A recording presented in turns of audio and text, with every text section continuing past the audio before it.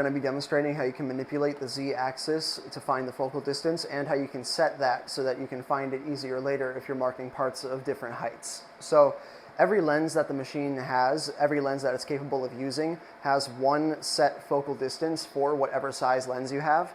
The size of lens that I have right now, for instance, is the lens of 110 millimeter by 110 millimeter work area. So that's the entire field that I can work within with this lens. And the focal distance for that is 190 millimeters. So the first thing that you want to do is first go to the focal distance. So right now, this lens is at about 202 millimeters. So now we're going to go to 190. And you always want to measure it from the bottom edge of the lens. No matter what lens you have, it's always going to be from the bottom edge of the lens that you measure. So I'm measuring it from the flat work surface to the bottom of the lens, and we're going to adjust this until we're at 190 millimeters. There we go. So now that we're at 190 millimeters, we're going to go ahead and mark this square. Now the square that I've made here is 20 millimeters by 20 millimeters, and you can see that over on the left side of the screen here. So let's go ahead and mark that and see what the results are.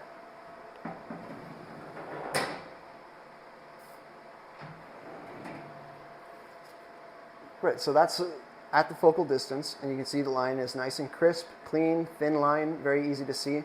And if we measure the square, we can see that it is 20 millimeters that direction and 20 millimeters that direction. So it's scaled properly, it's the right size and the right focal distance. But now we're going to adjust it a little bit to see what the difference of focal distances does to the shape. So using these two buttons down here, the up and the down button on the control panel, this modifies our z-axis, which is just the height of the laser. So I'm going to move it down and just have it be a little too close. Now let's go ahead and do that mark and see how the square has changed.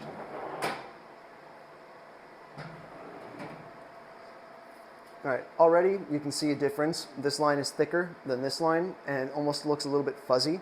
And if we measure this square, you can see that it is actually smaller than it should be. It's about 19 or so millimeters that direction and 19 or so millimeters that direction as well, but it's definitely not 20.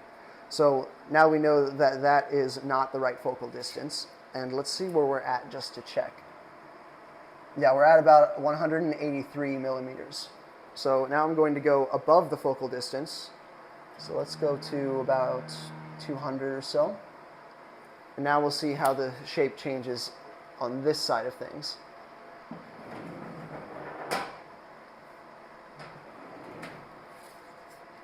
Similarly to the previous one, you can see it's about as fat as that one, which was also out of focus. And the reason the lines are fatter is because the focal distance is not there. It's not at the right focal distance, and the laser is actually wider than it should be when it's hitting the work. So this is the proper distance that we need. So I'm going to go ahead and reset the height to its focal distance of 190 millimeters. And again, you always want to make sure that you measure the bottom edge of the lens. All right, there we go. So now we're at 190 millimeters again. But if I have a part that is a different thickness, it's going to be difficult to find that again, and I don't want to have to measure it every single time I add a new part. So our fiber laser machines actually have a really useful tool on them. These little cylinders here are red light pointers, and you can activate it with this button in the middle. So I'm going to turn that on, and now I have two separate red dots down here. And what those are for is for setting the focal distance. So we know that we're at the focal distance now. So what we're going to do is get one of these dots and put it in an easy to see space. So you can see that this dot right here is the one that I'm going to anchor. It's already in a good spot, and you can tighten the screw that's beside it right here to get it to stay. So now this one's not going to move. And what we want to do is grab the other one, and we want to put that one on the same exact spot as the first dot. Let's go ahead and do that. You want to make sure that you can see it as you're adjusting it, because they do like to drift occasionally while you're tightening it, so you want to make sure that you have an accurate setting. Let's go ahead and do that. There we go. So now it's just one dot. And we're going to demonstrate why that's important right now. So I have this small part here, and it's folded, so it's about 2 centimeters off of the surface, and I'm going to go ahead and just mark this. So let's see how this goes.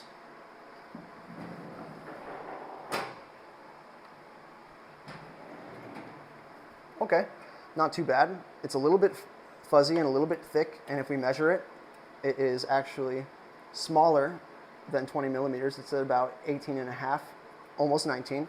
And that's because the focal distance between this surface and the lens currently is set properly, but this is higher than this, obviously. And the way that you can correct that is if we put this to where these two dots are intersecting, you can see now we have two separate dots. And that's because the dots are crisscross at the focal distance, so we know that this is not at the focal distance. If we go ahead and adjust the laser head with the Z-axis buttons down here, we can see those dots get closer and closer together until they intersect. Now that their dots are intersecting, we know that this exact surface is at the right focal distance. So now we can place it here and make a mark. And if you look, the dots are not intersecting on this lower surface anymore because the distance is set to this piece, not this surface. So let's go ahead and mark that and see how that turns out.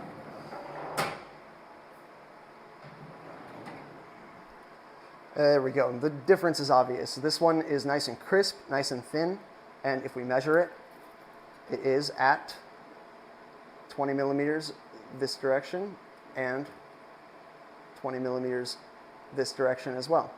And that's why the focal distance is important, and that's the helpful little tool that we have on our machines there to make sure that you can always find your focal distance easily without having to constantly remeasure your distance between the laser emitter head and the work surface.